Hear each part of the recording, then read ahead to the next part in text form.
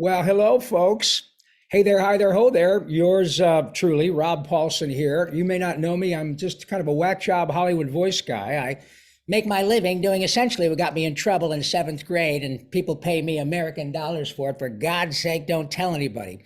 You might know me as Yakko Warner from Animaniacs, or Pinky from Pinky and the Brain, or Carl Weezer from Jimmy Neutron, and not one, but two Teenage Mutant Ninja Turtles. Raphael, when you guys were little, and I was doing the entertainment at the Last Supper. And then Donatello from a later iteration. So all of you parents out there who have purchased Teenage Mutant Ninja Turtle action figures, thank you so much for your largesse, because as a result of it, my kids' teeth are straight today. Thank you so much. And cowabunga. I also am the proud spokestune for the Head and Neck Cancer Alliance. I'm sure you can see my fabulous shirt, and you can tell I'm official because I have a hat. But I also am a survivor of stage 3 metastatic squamous cell carcinoma of the throat. Not the hair, not the toe, but the throat.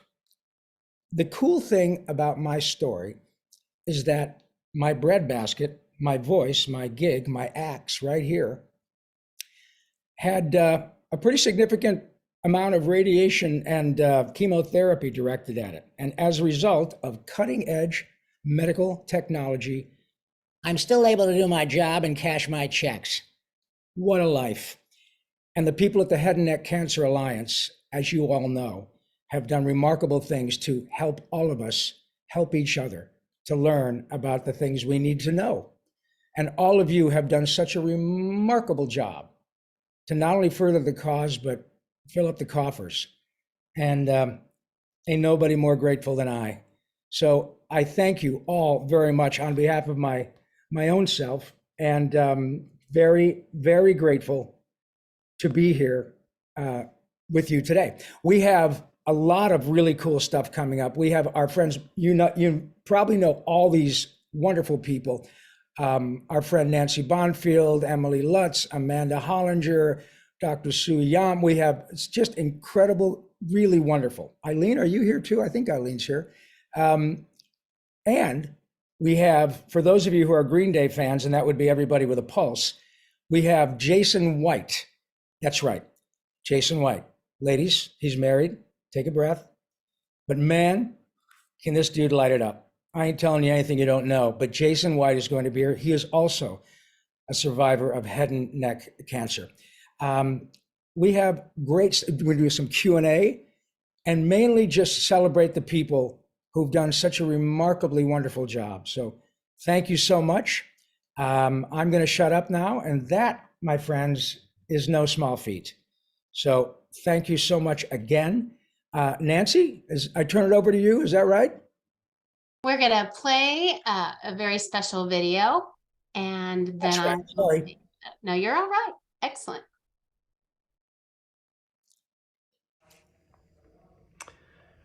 Hello to the Head and Neck Cancer Alliance community. My name's Chris Rand, and I'm the president at EMD Serono.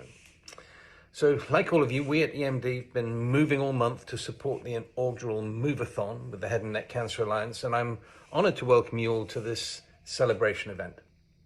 Our team has been adding up the miles and minutes all month, about 1,200 miles already, and with several days to go, and we're excited to see the progress that everyone has made. The awareness and funds raised through this event support the Head and Neck Alliance in continuing its research, educational programs, and the development of resources for those living with head and neck cancer, and we're grateful to be part of this. Thank you all for your contribution to the Move-A-Thon, and in these last 2 days of April, let's keep moving together toward a better future for the head and neck cancer community. Thank you.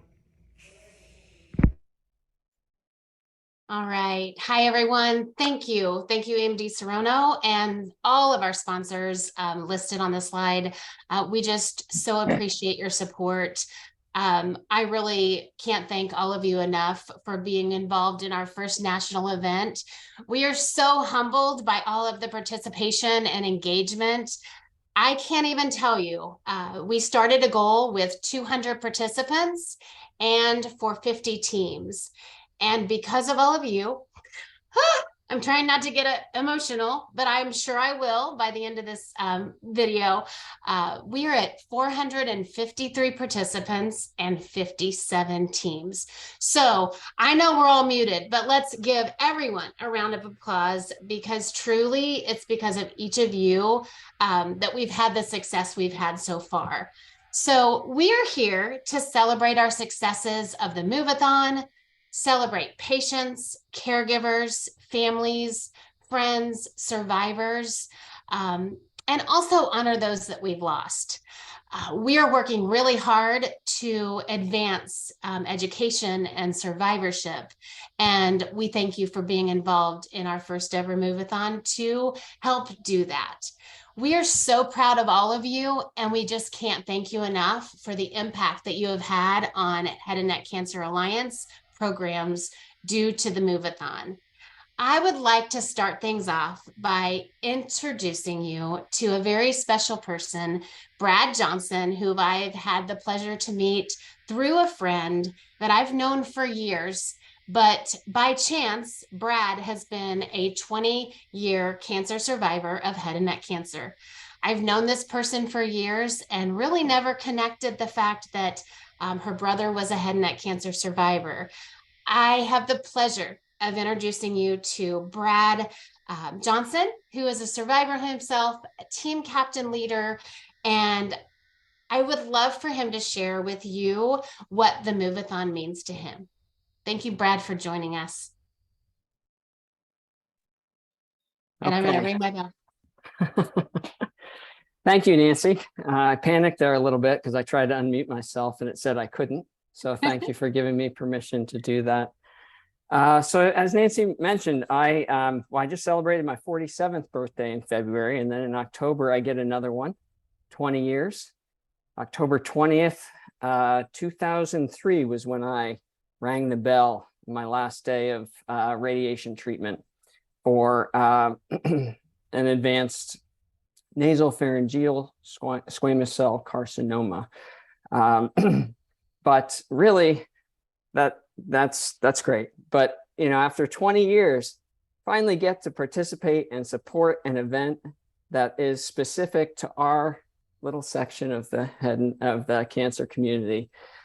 I started doing events and fundraising pretty much immediately after finishing treatments, and raised a lot of money for a lot of different organizations, a lot of different programs, and a lot of different types of cancer.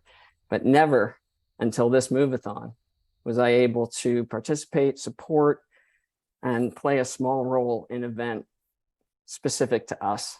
And that's just been, honestly, I tell people it's like a life-changing event. After 20 years of survivorship, it's completely re-energized me and just given me a fresh outlook and motivation. And I couldn't be more honored and grateful for this opportunity, more grateful to the Head and Neck Cancer Alliance, and grateful to everyone who's jumped on our team captain calls, and everyone on the committee, and just thank you. It's an amazing opportunity, and I can't wait to see what we do next year.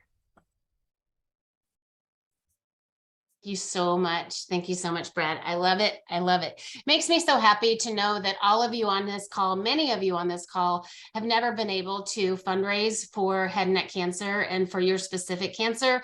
And it's just been an honor to know that all the funds raised is going to programs to help head and neck cancer patients and programs. So thank you all from the bottom of our hearts. So now we are excited to celebrate our teams and just celebrate what we're all here for.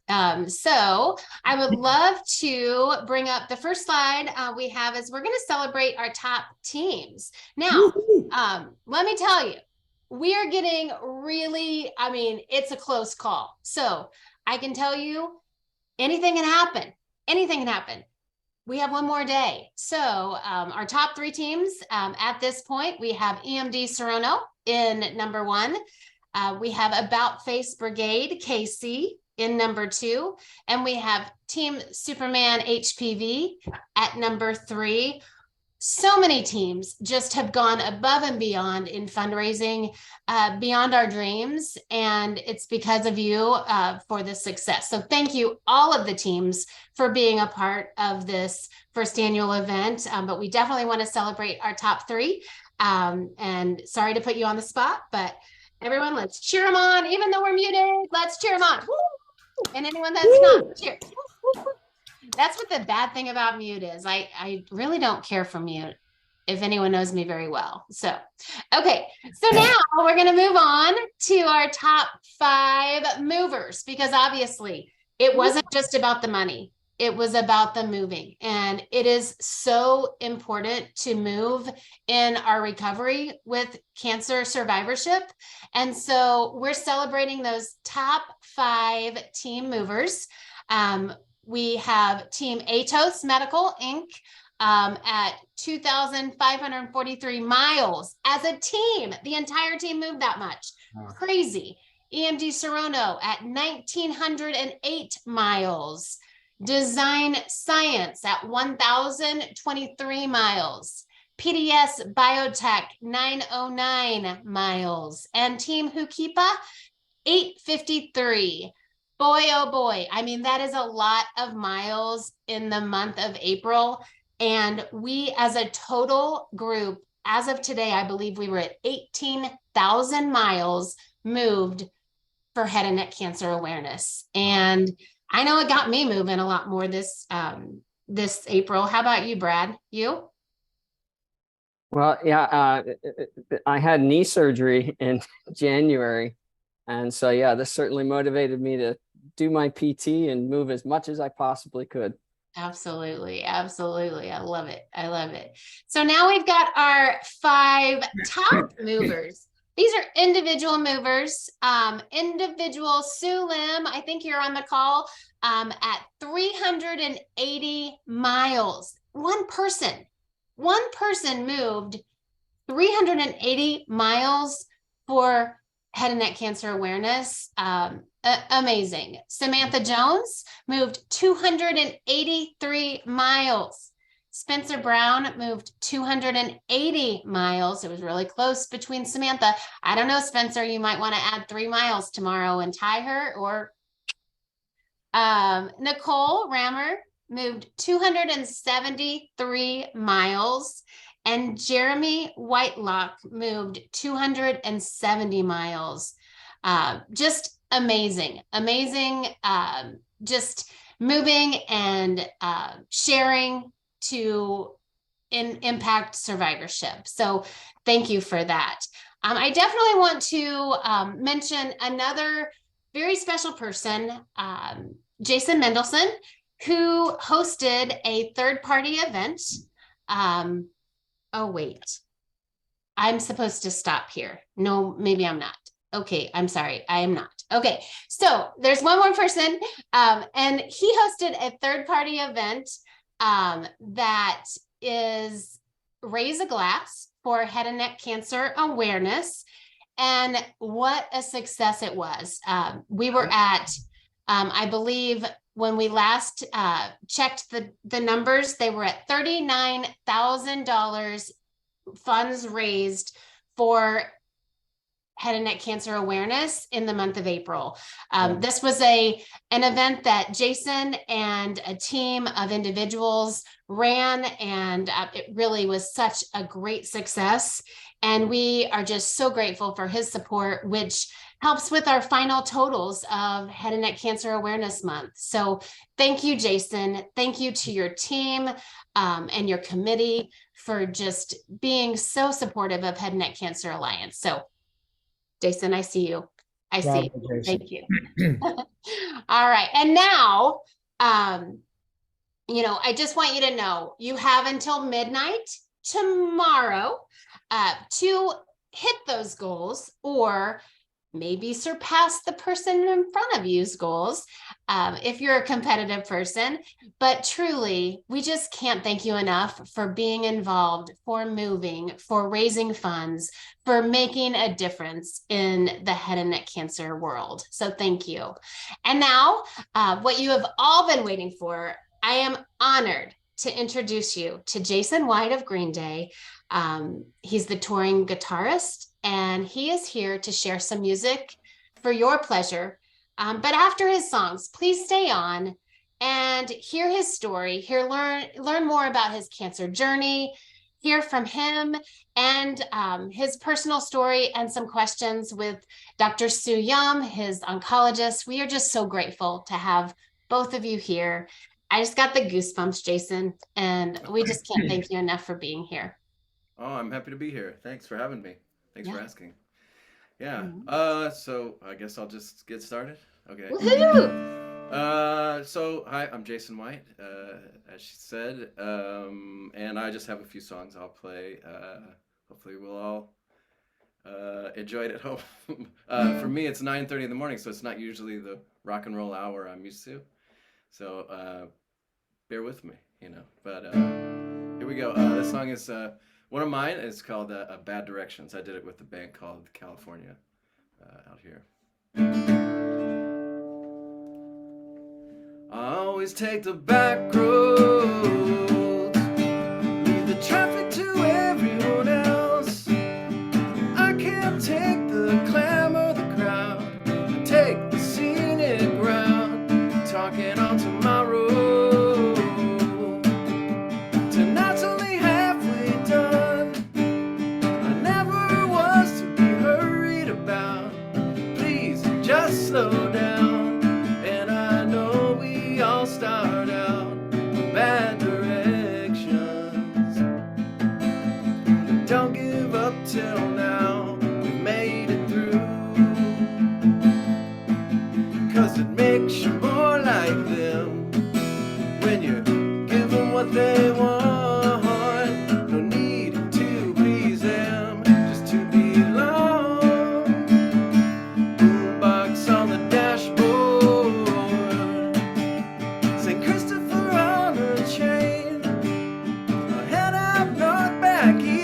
south, out west we're driving down, roads turn to gravel, and some are paved quite well, some are even at odds with their address now. They're caught in a roundabout, and I know we all start out with bad directions, but don't give up till now. We made it through, more like them when you give them what they want.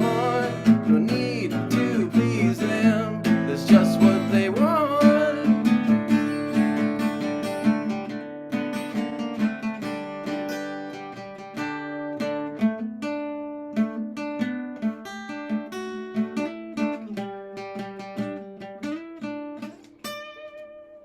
Take the road less traveled,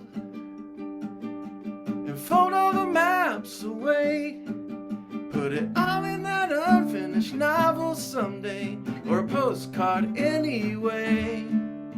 Anyway, I know we all start out with bad directions. We get lost somehow, we make it through, 'cause I may not know my streets, but I know my directions. Come on, let's go out across these avenues.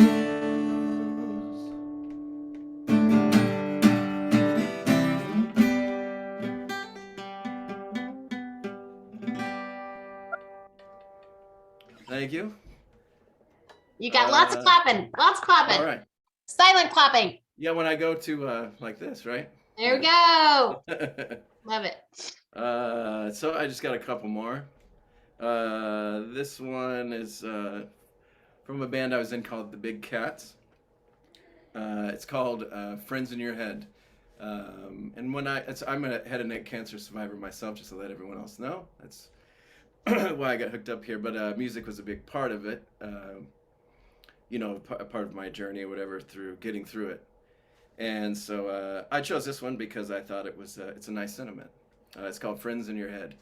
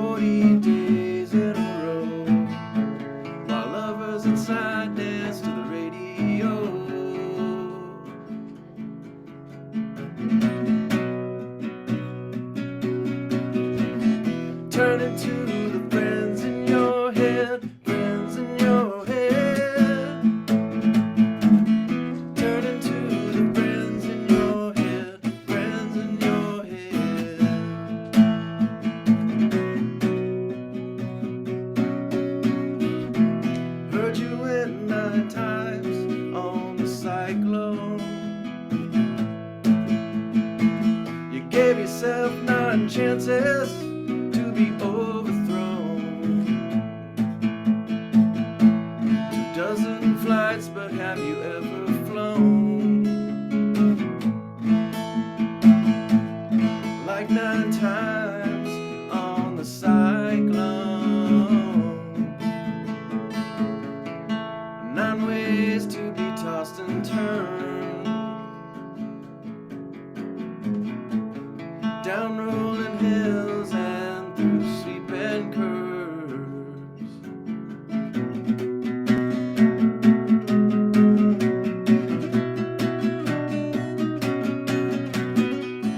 Turning to the friends in your head, friends in your head. Talking to the friends in your head, friends in your head. Turning to the friends in your head, friends in your head. Talking to the friends in your head, friends in your head.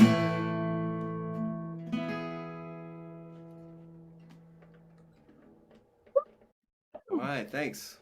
That's So I'll just do one more. This is a song written by Nick Lowe, but I've always found a lot of inspiration in it.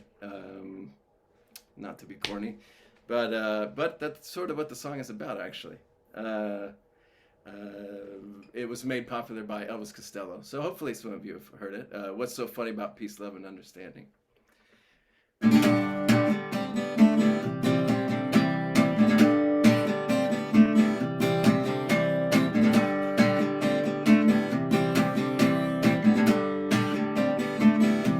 As I walk through this wicked world, searching for light in the darkness of insanity, I ask myself, is our hope lost?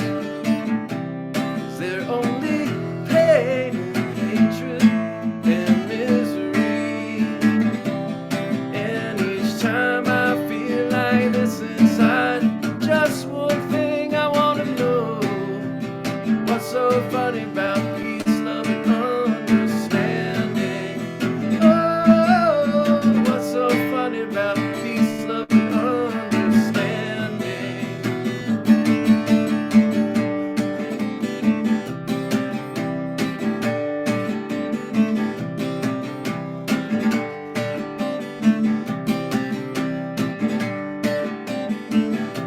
As I walk on through troubled times, my spirit gets so downhearted sometimes. Where are the strong? And who are the trusted? Where is the harmony, sweet harmony? And each time I feel it slipping away, just makes me wanna cry. What's so funny about peace, love, and understanding? Oh, what's so funny about peace, love, and understanding?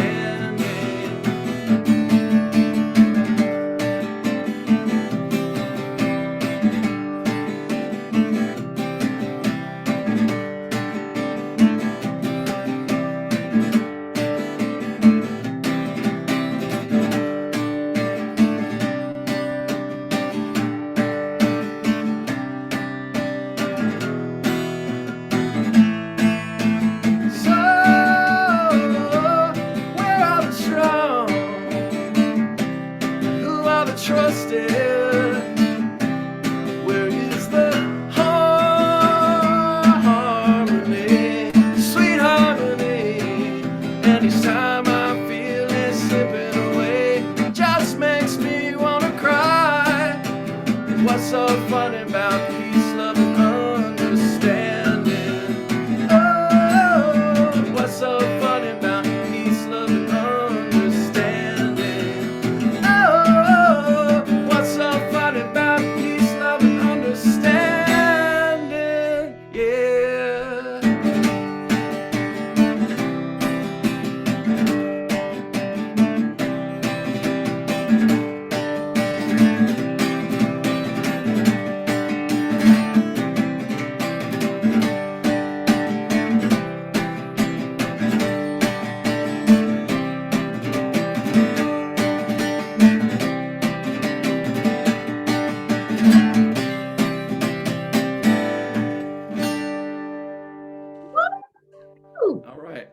Thank you. Jason, thank you so, so much. Yeah. I can't thank you enough. And honestly, I think words are hard to come to me right now because I think the head and neck cancer community needed something like this. We needed to come together and we needed to share our voice and share survivorship and share about awareness. And just so grateful for all of you being here. And no matter how many are on this call, it truly is amazing to see the impact that we've had. We've raised over 160,000, including our sponsorships as well as our third-party events. And all of you who peer-to-peer raised over $70,000.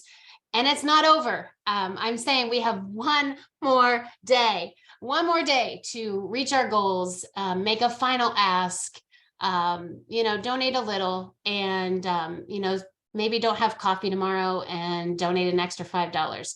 But truly, this is going to programs, and just can't thank you all enough. And now I'm going to share it and open it up to Jason and Dr. Sue Yum. I just can't thank you guys enough for taking the time. I know it is early on the West Coast, and we just thank you for joining us. And we can't wait to hear your story, Jason. And it's just a pleasure to have you both here. And thank you for taking time. Thank you. Wow. Jason, I just have to say, all these years, and I've never actually heard you sing, and I'm actually I'm a little overcome because that was just like so beautiful. Thanks. And I just Thank want to you. say how beautiful and inspirational it was to see that, and just knowing what could have been and what didn't happen, and the beautiful throat that we preserved. I'm just a little bit got to thank you for that inspirational message and the beautiful inspirational songs, because that's what it's all about. Thank you. So I'm gonna have a hard time getting through these questions, but we're gonna do it. You're gonna help me. Okay. I just thought, we're here with a community of survivors and advocates, and I thought you could just tell us a little bit about how you got diagnosed and what it was like when you first had to tell people and go through those treatments. Yeah. Okay. It was. Yeah. So when I was first diagnosed, I kind of, I was just having issues. I felt like I had sort of a throat irritation wouldn't go away. Eventually saw an ear, nose, throat doctor, and he immediately saw it and said, this doesn't look good. What are you doing tomorrow? That's what he said. And so I got my tonsil. It was on the cancer was on my tonsil initially, and I had swelling on the right side. So they knew it had spread to the lymph nodes, or seemed like it had. Anyway, I'm always trying to make a long story short. So he took it out. They tested it was cancer, and then so it just that day or two was very shocking, because well, just you think of what it's not going to happen to you, I guess, or at the time I didn't have any history with anything. My father had, but much later in life. Yeah, I mean, I think my initial reaction was just like I just didn't want to be weak to help, not able to help my wife take care of our kids. We were just starting our family at the time. My daughter had just been born. I got diagnosed in October, and she was born at the end of May. So she wasn't even a year old yet. And then I had a son who was less than 2 years old. And so to get the news at that time was, was crushing.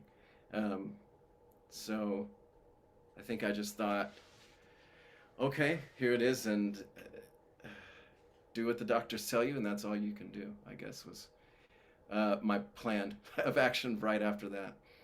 Telling people was difficult, but I was sort of like, I'm not gonna take on extra stress of feeling like I need to explain it to everyone.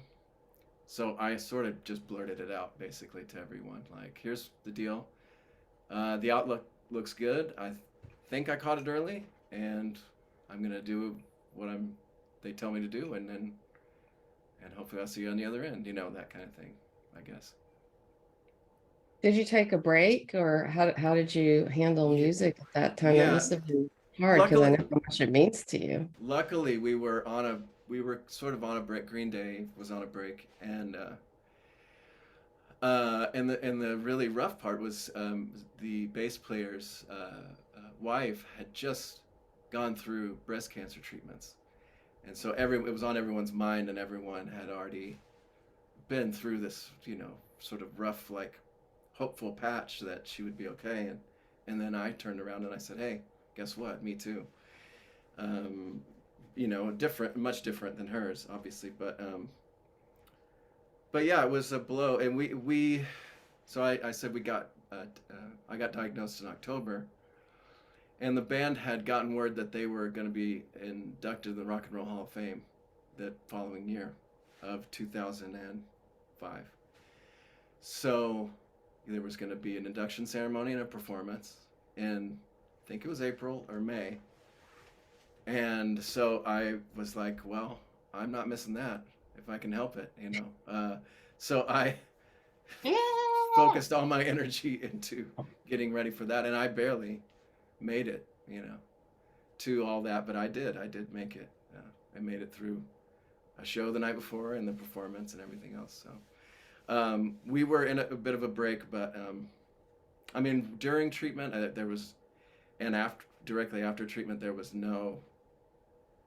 I don't think I picked a guitar up one time.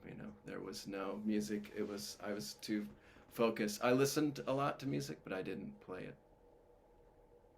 I think I was scared, maybe, yeah. Because when you have head and neck cancer, the region I had, you lost taste and you couldn't speak very well, all that stuff, yeah. So there was not really much thinking about. And I was finishing another record. The first song I played, the band California, we had right in the middle of making a record, and so I said, let me just do all the vocals before I start treatment, and so I did. Wow, wow. And so interesting. I don't think we ever talked about some of this stuff before. I feel Yeah, like I've known you yeah. so long, we never talked about this, but it's interesting to just think about the relationship of your cancer to music, because it's the same area. Did you worry about that? Were you said you were scared. I mean, I gotta think that was Hmm. just a lot going on in the same place. Yeah, I mean, in a way, I mean, I was thinking, week to week and month to month during that tight period of that 3 months or something. But I, I lost my train of thought. Sorry. Uh, I think that, like I said, I had this record to finish, or these songs that were there, but I was like, well, I gotta knock these vocals out because I don't know what's gonna happen on the other side. I don't know if I'll sing again, if it'll be the same or different or at all, So I kind of thought maybe this is the last call, this is the last time I'll put something down on a record, and so I gave it everything I had, with hope that it would be okay. Because one thing that did happen at UCSF was they, looked at everything that had happened, and they said, okay, you've healed from your surgery. It's spread this far as we can tell. We don't think any additional surgeries are necessary. We're just gonna go with the radiation chemo route, so that you might help me out with some of the terminology, but after treatment, your quality of life, I guess is the word I'm looking for, will be better than if we just go in and take scrape it out and then just give you what you're left with. So it was, and I met other folks with cancer of the same type. Oh, that's awesome. It was HPV related. Forget the name of it all, but they had gone to other hospitals around the country, or at the time, or prior to my case, and they had operations in their lymph nodes, and their voice really was different. Hmm. So I was worried about it, but luckily it's still there somewhat. Yeah. Yeah, yes. I mean, that's what's I just want to share. Like, that's what's kind of sometimes it's hard as the providers because we it's hard for us. We don't have enough information or enough research to Hmm. be able to counsel people about their situations. Like, it's very hard to predict. We can give you a general, like what you heard, but it's hard to predict exactly for people what's going to happen. Right. And that's really scary for us too, because it's just like, we can't give guarantees to people, and especially someone where, who's a high voice user such as yourself, not to mention the potential impacts of the neuropathy on your fingers and your playing and all of that. So I having worked with a lot of musicians, I know that's like, something that's so important to them, and you want not just quality of life, but quality of life specific to that person that's really important to them individually. And it's I just hope the research keeps getting better so we can do that. I will say catching the cancer early, is always better because you can get better results and you can get more preservation of stuff. So, incredibly fortunate in your case that we got that. So curious, Jason, you said, you didn't pick up a guitar and you weren't playing so much and all that, and but you did come back to it. Do you feel like you were different afterwards? Did you feel like you were different as a person and a musician after going through all that, walking through the Yeah. desert? Absolutely. Absolutely. It sort of, especially in my line of work, like a lot of people, you just think you're, invincible, or you're sort of, um, you're hard on your body, touring and stuff like that, um, and and that was the first, yeah, kind of like you're not a kid anymore. This is a major thing in your life that if you were thinking these things may happen someday, today is that day. And you're basically, yeah, these are just like you're not invincible, and these are the things you've got to overcome, or accept. Um, yeah, I don't know. Uh, yeah, I guess that's kind of the only answer I have. Yeah, yeah. Yeah. Did it change how you have your creative process or how you um circulate in the music world? I mean, Green Day is so public, right? I Yeah. gotta imagine everything you did was kind of like, interesting to people, and there's the added pressure of that. Yeah, yeah. It definitely it made you appreciate, and I think this is probably true for every person that's gone through this. It makes you appreciate every finer moment uh, of your life, because you're like, wow, I went through that treatment, and now I get to do this again. I get to go to rehearsal and play these songs. I get to play these songs in front of people. I get to continue on, and play new stuff and write new stuff. Your appreciation is much greater. I mean, we could all relate to it, maybe on even the kind of the same level, with the pandemic or something, where it was like everything was taken away from you, and then, now that you're be able to go out and do things again normally, you appreciate it that much more, right? I mean, in a way, it was the kind of the same thing, but it was just it was a very like solo experience at the time, not like the whole world was happening to. It was, me, and then I had to adapt, or I guess, or something. Have you written any songs about your experience? Did it affect how you? No, I don't. I don't. Not directly. Yeah, in a way, you know, uh, I'm still processing it, maybe, and I'm sure I will eventually. But I think I was so glad to be done with it, and maybe I'll just tell a little story that is it sort of tells the bigger story. Is when I started my treatments, uh, when you do the radiation, they make the mask that you that they basically bolt down, and then you have to do the radiation treatments.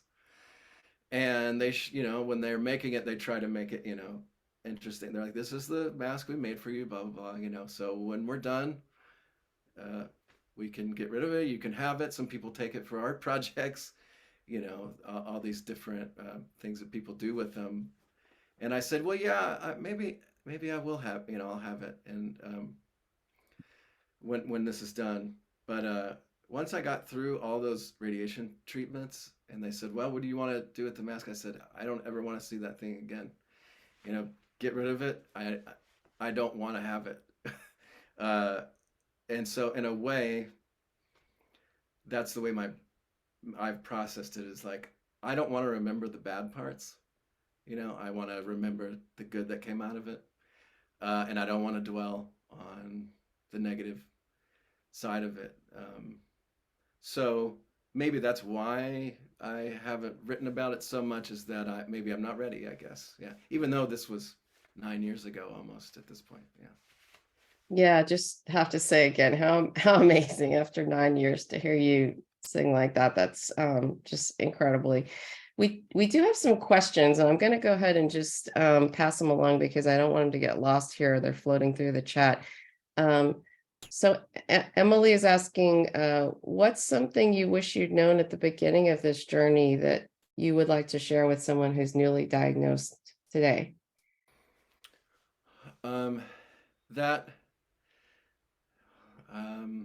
what would I have known? Well, that there's communities out there if you need to reach out, like this, and even as simple as clicking on headandneck.org. There's those resources that exist that I didn't know about when I was going through mine. I'm a very insular person anyway, so I just sort of like took it all in. I'm going to get through this. And some people operate that way. But I would say just know that there is a community out there willing to help, and don't be afraid to ask questions, and because people will do all they can to help you get the answers. Don't be afraid to reach out, I guess, is the overall what I'm trying to say. Who was helping you? Was it your family or the band or everybody? Like I said, I'm very introspective, I guess, and so I sort of didn't want to make a big fuss, and of course my wife had enough on her hands just dealing with our brand new children. So we had a lot of people come over to help, during the treatments, the time when I couldn't help. But when I got through treatment and then we thought, okay, now I just start getting better. We didn't realize that when you're done with treatment, that's when it gets real hard. Yeah. You don't bounce back right away. Yeah. It takes a while, before you can eat, before you can do anything, in my case. But in a funny way, we'd had so many people coming through our house and staying with us to help with the kids and everything. By the time we were done, we were kind of like, maybe just everybody, just give us some room now. Like we can do this, ourselves. It was almost like we were having to take care of other people or something, coming to stay or something like that.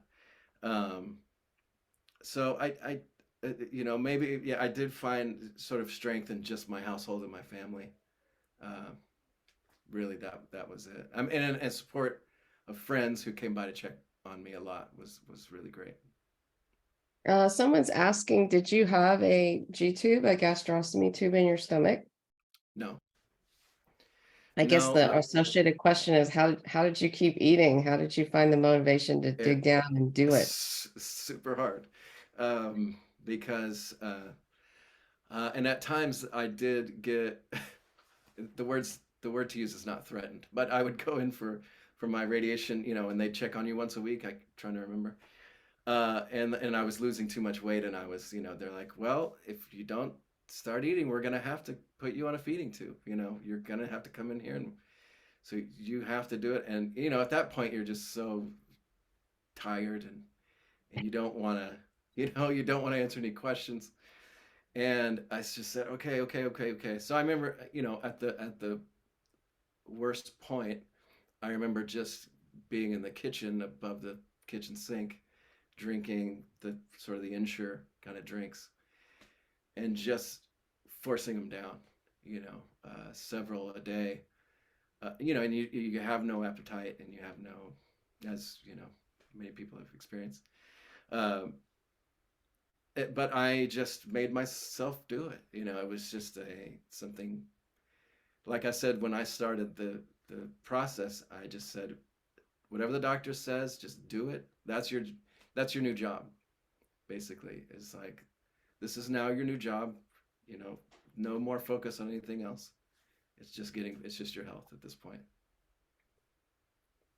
And another question, Jason, how did your family cope with this? Did they have any resources? Did they have any understanding of what was going on? Or did you Not, sort of, I mean, everyone's was- probably different, right? Or it did you was all sort new of, to us, yeah. yeah, Because we didn't know. I mean, my wife is really good at researching things online, etc., and said, well, and she's the one who found out if it's HPV related, that it would be more treatable, I suppose, or respond to treatment better. And it grew slower, from what I understood. So we said, there was a lot of going back and forth with the current or the folks I was dealing with till I got to UCSF. That was very confusing, and so when we tested it for that and it was positive for that, we felt like, okay, there's more hope, that this is gonna work out. But yeah, we had no experience. We were devastated. Like I said, it was day to day, hour to hour sometimes, that we just did. I was like, well, this is just what I'm doing, and I'm not gonna worry about it. I'm not gonna stress about what I don't know yet. that's so hard for me to hear. So what could we do to give people more hope? How do we, Um, well, like I said, the first sort of medical center that I was dealing with was very confusing, and so this was 2004, and everything was very scattered, and so that was hard. When I got to UCSF, everything was in the same group, right? Everything's kind of within the same, not building, but so that made it easier. Like, they can talk to, the dental department, and then they can refer back here, and everything worked together.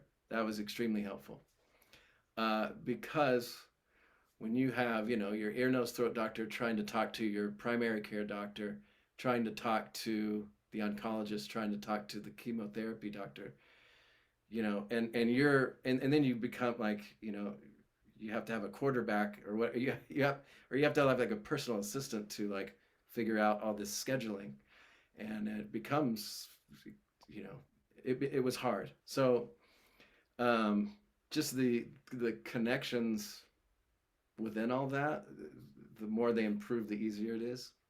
Does that make sense? Or does that answer the yeah, and what I'm trying to convey? I just want to thank you for being so open and personal with your story, because I think a lot of people on this call and well, in the world, would regard you as such a celebrity and be like, oh, he's got like all these resources and all these people to do all this stuff, right? And what you're describing is, it sounds like you were really doing a lot of this yourself, and We did, having yeah. to do a lot of this yourself. And I just think that's so humanizing. And so just, I want to thank you for that honesty and opening that story up for us.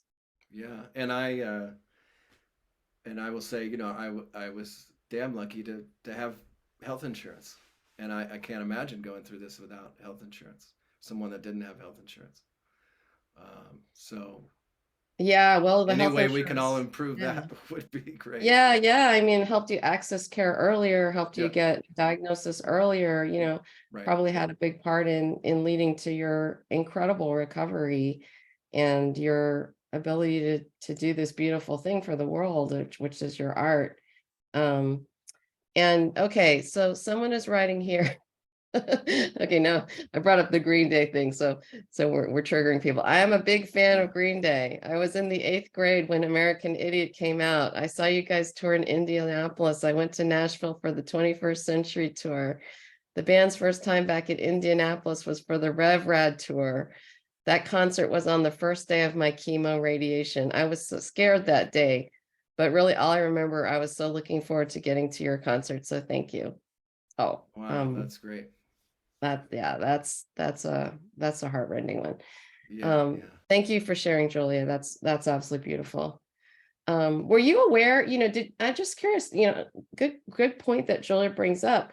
Did you share with other people who had cancer? I mean, you had to have been something of an inspiration given how public you are. I did, and I've thought about this since. I might go back and do it differently. When I was diagnosed, like I sort of said earlier, I just sort of just blurted it out. I sort of just put it out there online. I've just been diagnosed with cancer, and I'm going through treatment. The outlook looks good, but I just wanted to be open and honest about it. And there's people who sort of don't say anything, like keep it personal to them and their family and keep it internal, so that, and I think maybe I would have done that. I would have gone that route a little more had I really thought about it. But of course, in the moment, you're not really thinking. And I've maybe there's only one way I could have dealt with it. Honestly, is the way I did. But I kind of just wanted to be like, I'm not stepping away for no reason. I've got a great reason, that something is happening to me, and I need to let you know. And I want to be open about it.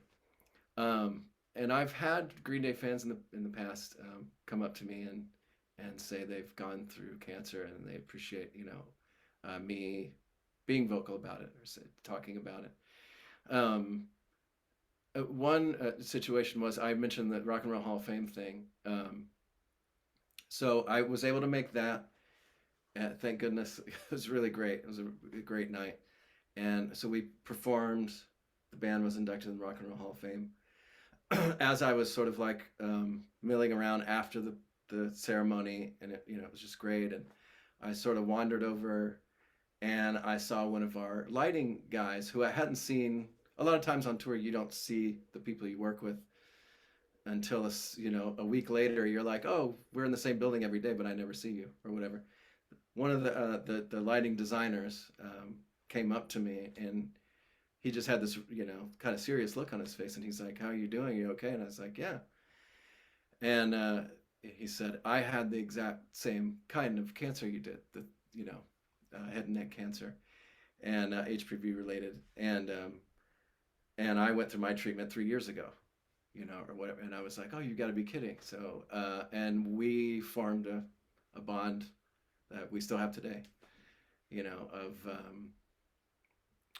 just someone I work with that I didn't know that well until that moment, and then now we mention it every once, whenever I see him.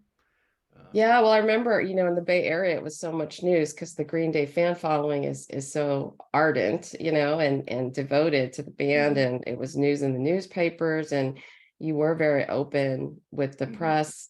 And I just have to congratulate you on that, because even though I know that you needed your private time, which you have to do to take care of yourself first, and you can't save others until you save yourself first, so all understandable. But true. You were very open, and just have to thank you for that, because I can't imagine how inspirational that was to people with cancer all around. Whenever someone who's as much of a celebrity as you are does that, I think it really shows people that you can do this, and there are other people in it. It makes us all human and equal, and all that kind of good stuff. So just thanking you for that again, and for doing this today. And Thanks okay, for you're getting asking. lots of kudos. Thank you for being a voice for so many. Thank you for being honest. Lots of congratulations about what a great job you're doing and opening doors to love and support. Thank you, Well, thank everybody, for you. that. Thanks, everyone. I appreciate it.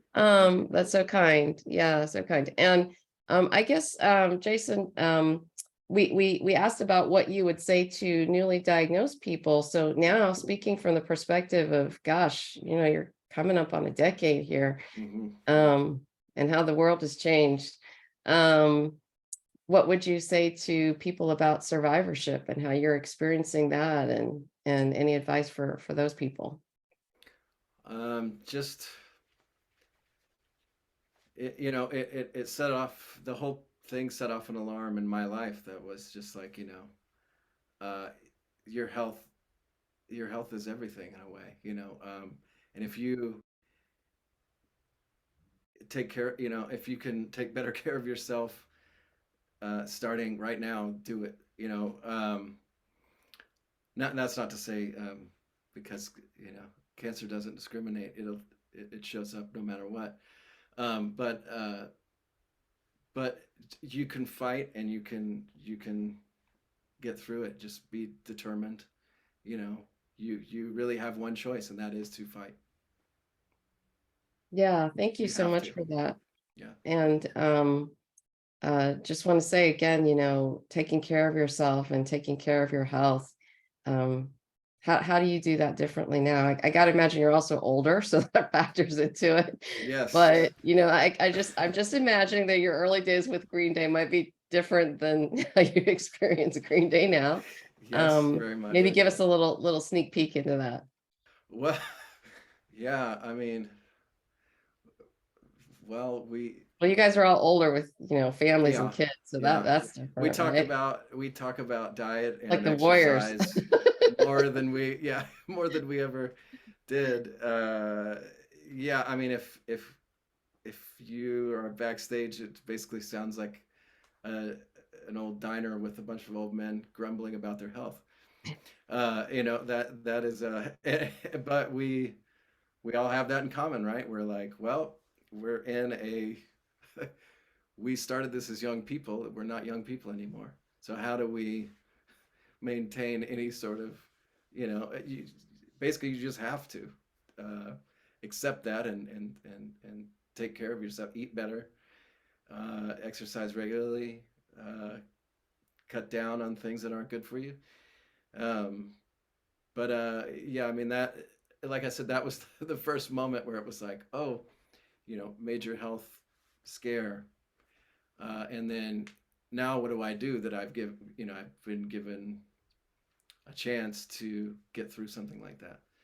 And it is to take your health seriously, and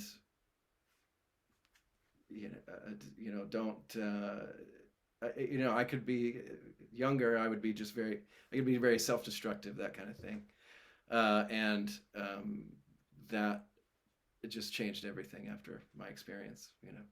I didn't I had no desire to be that way again. Well, just want to plug the Head and Neck Cancer Alliance's work in this area where, we're really trying to emphasize awareness of your body and self-examination and, access to care, such important and critical elements. And gosh, how grateful I am that you did all of that. And again, saved your beautiful voice, your beautiful fingers, your beautiful art, the beautiful messages that Green Day and you and various bands in the California region have sent to the community. I'm getting very emotional again, but just one final question, Jason. Maybe, for all the people on this call who are advocates and who, or who are trying to encourage others to be advocates, why did you choose to become involved in raising head and neck cancer awareness? Um, it really was because of all the care I received, and I'm not trying to make a commercial for UCSF, but I did receive great care there, and everyone who was helpful, uh, and all the doctors I saw, everything. I was just so thankful. So really anything I could do to help, I'm there, you know, like I'm not, I've not gone out on a crusade, you know, against cancer, and I'm not a spokesperson, but anywhere I can lend a hand, I would like to do it. You know what I mean? And I applaud people who are uh, more active in that. Um, Well, we it are helps so, everybody. Yeah.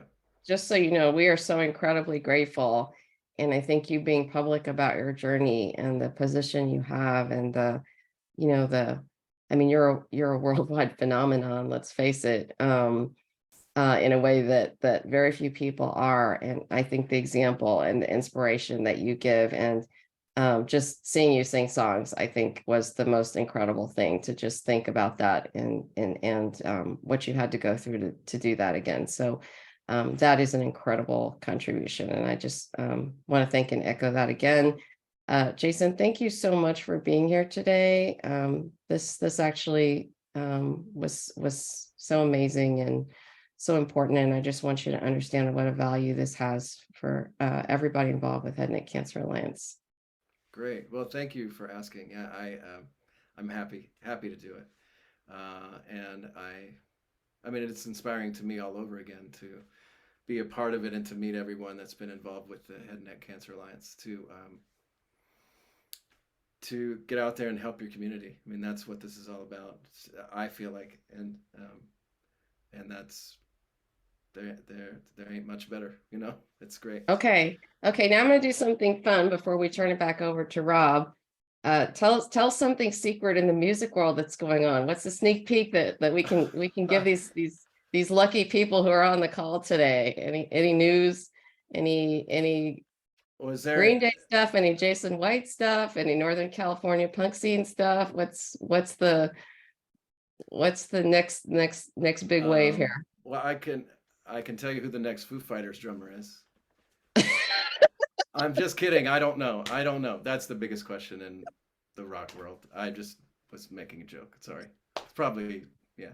Okay, But, yeah, you're not a drummer. They have shows coming up, and everyone's like, "Who's the drummer? Who's going to be the replacement drummer?" So I'm kidding. I don't know. I have no idea. I have one idea, but I don't think it's going to be right. That's hilarious. Yeah, so I'll tell you, there's lots of gossip in the academic medical world as well. You know, who's moving to Johns Hopkins? You know, oh, see, Oh, really? Okay. Oh, yeah. Same thing everywhere, right? We're all living the same life, parallel track. Absolutely. Thanks again, Jason. Rob, thank you come in with your professional voice here and take over. Go Warriors, maybe. Yeah, that's the question. What's happening in SAC? Tomorrow we'll find out. I'll find my professional voice. That's going to cost you. I've been using my Rob Saturday morning in Southern California voice. If you want the professional voice, you have to call the Screen Actors Guild. Jason knows how it goes. You know, we get paid huge dollars for this. Thank you so much, both of you, and all of you. Really, it's listening to this to Jason speak with Sue, Dr. Yam, brought back all sorts of emotions. I'm sure the same for Brad and others out there who've dealt and are dealing with head and neck cancer. Ultimately, the thing that I'm left with the most is gratitude.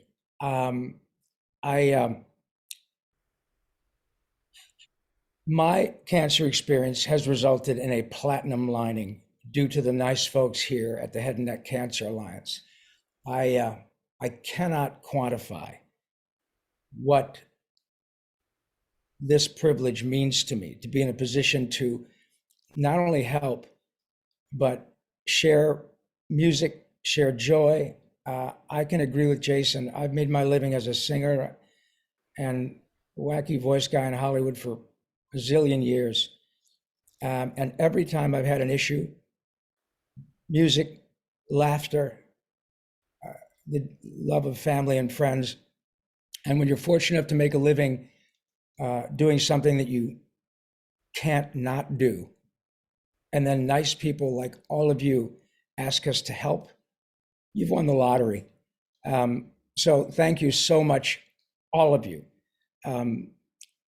Jason, obviously, Dr. Yam, Brad, Nancy, Emily, Eileen, all of you. We're just so grateful to have all of you here, and Austin for running this whole shooting match. It's worked perfectly. We're not done yet. I still have time to screw it up, but you've done a great job. Before I finish, one of the most profound experiences I had when I was, as Jason was talking about, the one thing they made clear as I checked off my last day on my little calendar on the refrigerator was my glorious radiation oncologist, Dr. Henry Yampolsky, said, well, good for you, Rob. Now the fun really begins. And man, did it get my attention. But I recall when I was going in to meet my son and his wife and my wife at I didn't even know the restaurant. I was sitting in my car and I had a moment where I was pretty much overcome. And I think I'll explain, but in that light, we need to thank literally thousands of people who have come before us. It occurred to me, in my discomfort, it occurred to me how many people, patients, researchers, doctors, had to say to a patient, you know what, Rob, I'm not sure. We don't know what else to do. Let's try this. And it worked or it didn't. Or we tried more of this and it didn't. Or I'm sorry, Mrs. Paulsen, we did our best, but we just don't have this figured out yet. We do. And I had this moment of thinking, I can't imagine how many people came before me to put me in a position where all I had to do was walk in to my doctor. Within a week, I had this team who are still part of my life. And they said, you're this tall, you weigh this much. We're virtually sure we can cure you. Before we do, we almost have to kill you. But you know what? It's going to work. I won the lottery. All of us here. Talk about a great time to be alive, to challenge something that might kill you. That to me is the most wonderful message. In fact, I can pretty much categorically say that literally all around the world, in virtually every country, there are people who could thank thousands of people who came before us and the Head and Neck Cancer Alliance. In fact, there are people obviously here in the United States, there are people in Canada, there are people in Mexico, Panama, Haiti, Jamaica, Peru, Republic, Dominican, Cuba, Caribbean, Greenland, El Salvador, too, Puerto Rico, Colombia, Venezuela, Honduras, Guyana, and still Guatemala, Bolivia, then Argentina, and Ecuador, Chile, Brazil, Costa Rica, Belize, Nicaragua, Bermuda, Bahamas, Tobago, San Juan, Paraguay, Uruguay, Suriname, Antilles, Guyana, Barbados, and Guam, Norway, and Sweden, and Iceland, and Finland, and Germany, now one piece, Switzerland, Austria, Czechoslovakia, Italy, Turkey, and Greece, Poland, Romania, Scotland, Albania, Ireland, Russia, Oman, Bulgaria, Saudi Arabia, Hungary, Cyprus, Iraq, and Iran, there's Syria, Lebanon, Israel, Jordan, both Yemen, Kuwait, and Bahrain, the Netherlands, Luxembourg, Belgium, and Portugal, France, and Denmark, and Spain, India, Pakistan, Burma, Afghanistan, Thailand, Nepal, and Bhutan, Cambodia, Malaysia, then Bangladesh, Asia, and China, Korea, Japan, Mongolia, Laos, and Tibet, Indonesia, the Philippine Islands, Taiwan, Sri Lanka, New Guinea, Sumatra, New Zealand, and Borneo, and Vietnam, Tunisia, Morocco, Uganda, Angola, Zimbabwe, Djibouti, Botswana, Mozambique, Zambia, Swaziland, Gambia, Guinea, Algeria, Ghana. But wait, there's more. Abu, Burundi, Lesotho, and Malawi, Togo, the Spanish Sahara is gone. Niger, Nigeria, Chad, and Liberia, Egypt, Benin, and Gabon, Tanzania, Somalia, Kenya, and Mali, Sierra Leone, and Algeria, Dahomey, Namibia, Senegal, Libya, Cameroon, Congo, Zaire, Ethiopia, Guinea-Bissau, Madagascar, Rwanda, Myanmar, and Cayman, Hong Kong, Abu Dhabi, Qatar, Yugoslavia, Crete, Mauritania, then Transylvania, Monaco, Liechtenstein, Malta, and Palestine, Fiji, Australia, Sudan. Thank you very much, you guys. Wow. What a pleasure. And remember, as we all know, laughter is the best medicine. You know why? Because you can't OD and the refills are free. So thank you all. Keep smiling, keep singing, keep loving, and keep spreading the word, because we all got this. And thank you, everybody at the Head and Neck Cancer Alliance, for giving us this platform. It's a privilege. Thank you. Bye, you guys. Thanks so much. It might seem crazy what I'm about to say. Thank you. That Sunshine, she's here. You can take a break. Thanks, Rob and Jason. Thanks again, Jason. Thanks, Sue. Thanks, Congratulations. Brad. Head and Neck Pleasure Cancer for having me. Alliance. Thank you, Thank you, guys. everyone. Thanks, Dr. Gall. Donate Thanks, until everyone. tomorrow. This was awesome. yeah, good luck Thank tomorrow. Guys, Yeah. Yeah, well, keep in touch. Thank you so much for having me. I appreciate it. it's a pleasure. Thank you so much. Great weekend, kids. Bye-bye. Thank you. Thanks for sharing, Rob. I liked hearing your story.